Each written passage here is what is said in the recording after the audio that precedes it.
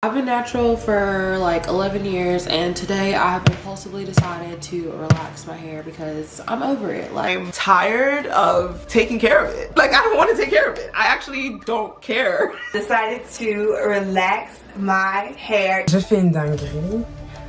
Je défrise mes cheveux.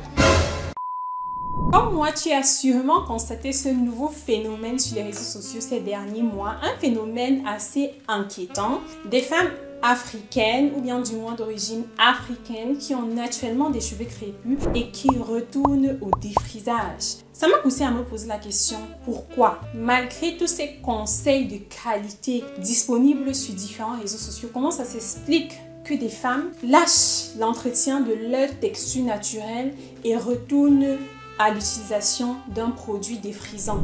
On le sait déjà tous, ce n'est même plus un débat, c'est un fait. Le défrisant est un produit nocif à la santé et on n'a pas besoin d'attendre X études scientifiques qui seront peut-être publiées dans 10 années, 20 ans, 30 ans, 100 ans pour le réaliser et pour l'accepter. Un produit qui détruit ou même fragilise la barrière cutanée de la peau et enlève donc à la peau sa fonction de protection ne peut que être dangereux pour la santé. Aujourd'hui, j'ai penché ma réflexion sur ce sujet et je vais te présenter le résultat de ma réflexion, notamment quelques raisons qui, selon moi, pourraient expliquer ce retour subi au défrisant de certaines femmes. Avant d'entrer dans le vif du sujet, petite pub, la perruque que je porte aujourd'hui est la perruque Moxie. C'est une perruque afro de couleur noire et de taille grande. Elle est disponible dans ma boutique en ligne. Le lien pour accéder à ma boutique en ligne se trouve dans la barre de description. Alors,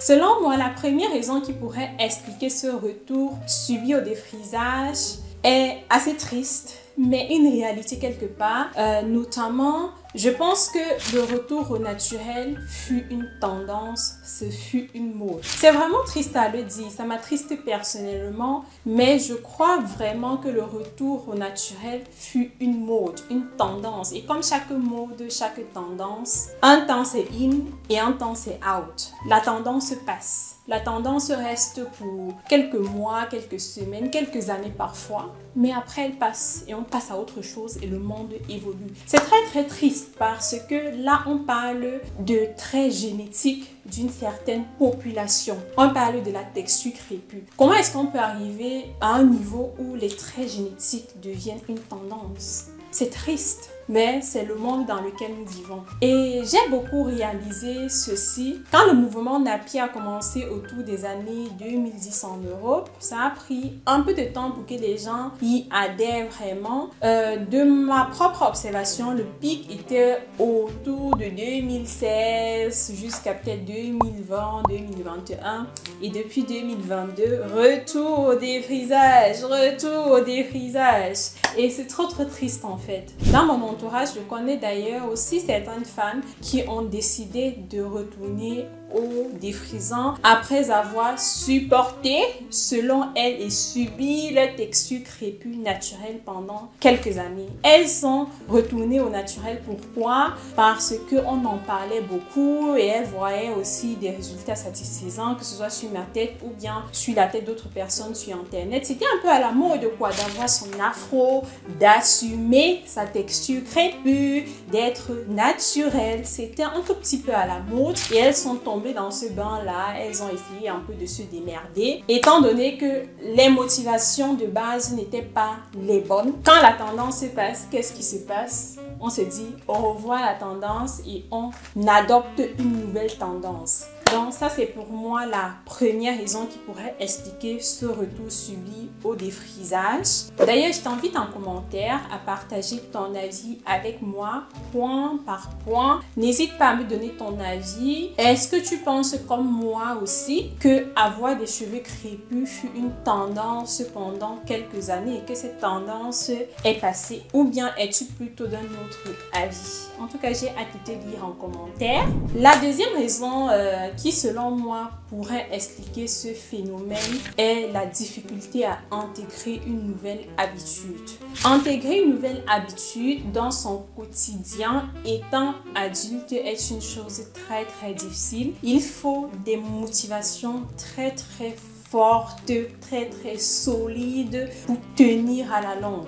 Je vais prendre un exemple. Une jeune fille de 25 ans qui est éblouie par la texture du cheveu crépus, qui aime voir d'autres femmes africaines porter leurs cheveux naturels, mais qui depuis son enfance elle-même a l'habitude d'être tressée ou d'avoir des tissages, c'est-à-dire une fois par mois, elle a l'habitude de changer de tête. Janvier, elle a des rastas. En février, elle a des cornrows. En mars, elle se fait un tissage. En été, elle porte une perruque et ainsi de suite. Elle a vraiment grandi dans ce bain-là, changé de tête à cou et à travers, sans prendre même le temps d'apporter les soins nécessaires à ses cheveux et à son cuir chevelu avant la nouvelle coiffure. Quand je vois un autre, elle s'intéresse à sa texture crépue, elle veut découvrir ses cheveux crépus, elle a une certaine motivation, mais faire des soins de façon hebdomadaire est difficile. Elle va commencer à avoir des excuses comme ça prend trop de temps, ça demande trop d'argent, c'est pénible, patati patata. Et tout ceci, c'est juste parce que elle n'arrive pas à intégrer cette nouvelle habitude. Rapidement, elle va percevoir l'entretien de ses cheveux crépus comme une corvée, comme un fardeau, et tôt ou tard, elle finira par abandonner. Et c'est un argument qui est beaucoup revenu dans les différentes vidéos que j'ai eu à suivre, c'est-à-dire des vidéos de femmes qui ont naturellement une texture crépue, qui ont pris soin de leurs cheveux crépus comme elles pouvaient pendant un certain nombre d'années et qui ont décidé de retourner au défrisant. L'argument qui vient très souvent, c'est « Oh, c'est pénible, oh, mon wash day met plusieurs heures, mon wash day est littéralement un wash day, c'est-à-dire toute la journée sous la douche. Les produits sont trop chers, le cheveu crépus est trop capricieux, il faut beaucoup trop d'entretien pour gérer sa texture crépue. » Ces arguments reviennent très souvent, mais si toi, tu es tenté à défriser tes cheveux à cause de ce que je viens de citer là, c'est-à-dire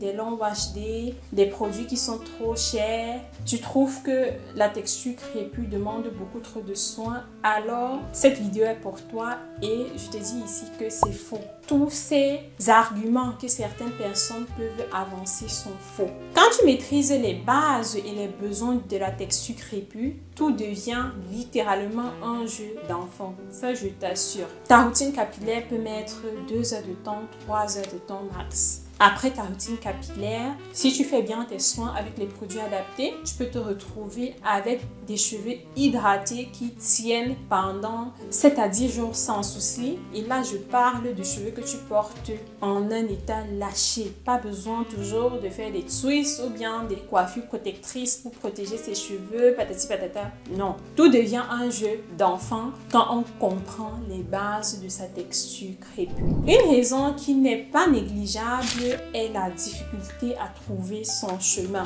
Là, je viens de te dire que quand tu comprends les bases et les besoins de la texture crépue, tout devient un jeu d'enfant. Mais je sais aussi que ce n'est pas facile d'apprendre et de comprendre ces bases de la texture crépue. Certes, il y a tellement de créateurs sur différents réseaux sociaux qui donnent de bons conseils autour de l'entretien du cheveu crépus, mais je peux bien imaginer que c'est parfois difficile pour un particulier de se retrouver dans tous ces conseils qui sont disponibles sur la toile. Une créatrice te dira pas de shampoing, une autre créatrice te dira shampoing à tout prix et chaque semaine afin que ton cuir chevelu reste propre et etc.